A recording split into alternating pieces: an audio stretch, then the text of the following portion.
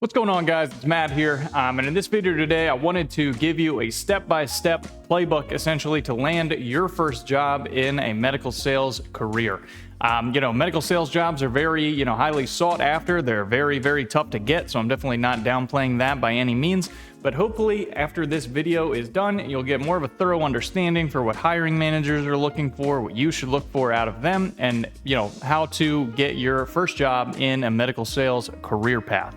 So my name is Matt. I've been a rep for around 3 years. I just started a management opportunity with the company. So, I wanted to go through and do an overview for you because I do believe that I have some experiences that could be very valuable for you. So without further ado, we're going to get right into the video. Subscribe if you haven't already. It is the only way that I grow. So the first thing that I'm going to say is number one is absolutely networking with people. Medical sales is extremely difficult to get a job if you just do the basic Indeed, or apply online post, because at least in my experience, I have seen most of the candidates that get hired already know that they got the job before that Indeed post is even put out. A lot of the times companies have to put out that job posting, stay within their legal guidelines. However, they already have a candidate in place. So don't allow this to be you. Look for regional sales directors, area sales managers, hiring managers, anyone that you think could be, aligned with the job that you want to have. Try and reach out to them through LinkedIn. Sales Navigator is a good one that I used to use all the time because you can filter, let's say if you wanted to look up like Medtronic and spine sales rep, and you can filter that by a specific area so you can figure out exactly who you need to reach out to at exactly the right time.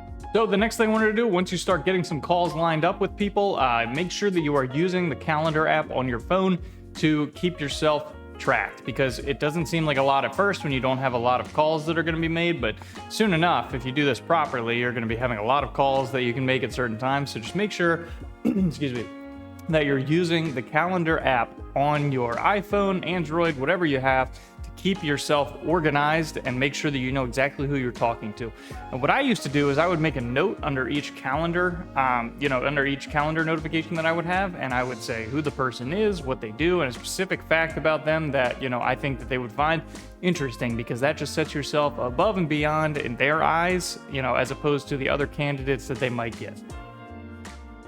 And the next thing that I wanted to talk about is going to be doing your research on products before the interview.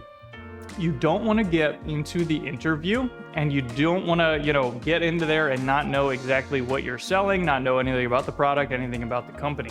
Each time when you get into there, what I would always do is I would make a PowerPoint presentation sort of about their company and what they sell, and ways that I could relate to that, because that's gonna show that you're going above and beyond in their eyes. Because when you think about it, to get a medical sales career when you don't have any kind of experience in the industry, that's how you're going to stand out, is by doing those things. If you can't beat people by the experience that you don't have, you have to beat them by going above and beyond in what you do.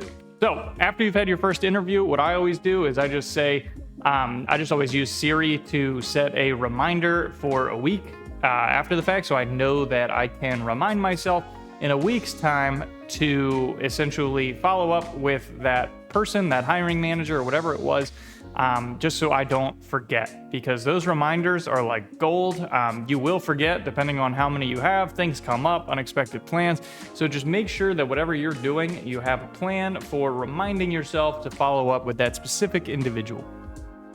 And now, after you set a reminder for yourself and you're all good to go in that department, make an Excel spreadsheet with how the call went, what the date was, what the time was, anything specific to note about your recruiting or hiring manager, so that when you go to them and follow up in a week's time, you're going to have everything documented and you won't forget certain things that you wouldn't have if you didn't write it down.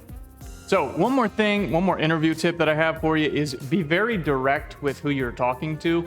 You don't need to do a lot of small talk in this. They understand what you're doing. They're here to interview you for a job. So I would 100% tailor everything into how you can help them and their business grow. Excuse me. So that is what I would focus on. And the main talking points of that is essentially how you can help them. Try and fill up the bulk of your time and questions with product-specific questions and company-specific questions. You don't want to be the guy that comes to the interview and is essentially just hoping that they choose you without doing any kind of research yourself. Here's something that I always did. I would always actually mail a note to them. So if you can, in a non-creepy way, say like, do you have an address where I can send this? I wanted to send you a thank you note for, your time for meeting with me. I know it's extremely valuable, and I wanted to thank you for doing that. So that has gotten me a lot of follow-up interviews, a lot of follow-up emails. So make sure you're doing that. Again, it just goes with the thought process of going above and beyond and doing this time and time again until you land your first job. So once they know, and they know that they're the right candidate, and they, you have a good feeling in your mind that they're going to be extending you an offer, make sure you are negotiating your salary, negotiating a relocation package. Don't leave all of that up to them. You can vouch for yourself and get a certain package that, that maybe you didn't think you were going to get. I've seen that happen time and time again, but you won't know until you try. So, don't brush that under the rug, essentially, and, keep that in their eyes, because they're going to like that. They actually will like that the more that you talk about that, because it means you're not afraid to talk to them about something that's very important. It'd be like the same when you were asking a physician for their time and something that you want to do for them. You got to have, confidence to do that. So something else worth mentioning is, you should get a good idea of if this is a W-2 position or a 1099 position. The W-2 positions are, you're getting taxes taken out. You probably get a company car, benefits, 401k, all that jazz. Whereas a 1099 is strictly sales commission, so you don't get any of the other bonuses. But generally, the commission structure is more for 1099 reps. Like they get, more points or percentage points, for selling a product. So, make sure specifically, either talk to your accountant, your attorney, whatever, on what you think would be the best way for you to go about that. So now that you've got the job, be a sponge in your territory. If this is going to be your first job, you're most likely going to be helping a senior in your area. Never tell him no. Always be ready, always be able. They'll appreciate that a ton. And then you'll start building that bond with that senior rep that's in your area, and you two are going to become very, very close. After all that is done, what you should always do is be helpful to your senior at all times. Pretty much in year one, you're just going to be learning the trades, learning the systems, learning the product, learning your territory. So, essentially just do everything you can to better yourself in that regard. Now, just a couple of other things to be cognizant of when you are applying for a job is you should probably be open to relocation if this is going to be your first job, because if you're not open to relocating and you live in a very tiny area, the chances of you getting a med sales job in that area becomes much, much smaller. Whereas if you're open to relocating, you pretty much have the whole entire country that you can go if you're able to. So you'd be able to find a job just that much quicker. So definitely be open to relocating if able. And also, if you get rejected from a company, make sure to ask them, is there anyone else that they know that is hiring or someone to reach out to? Because I've actually seen a couple candidates that weren't the right fit for a specific job, but the other job liked them more, and they found that out through the hiring manager at the first company. So that stuff does happen, and they'll actually appreciate you asking that, because it does show you're trying to go above and beyond for them. So that's just a little tip that I had to try and help you get get hired with no experience. So that is all I got for you.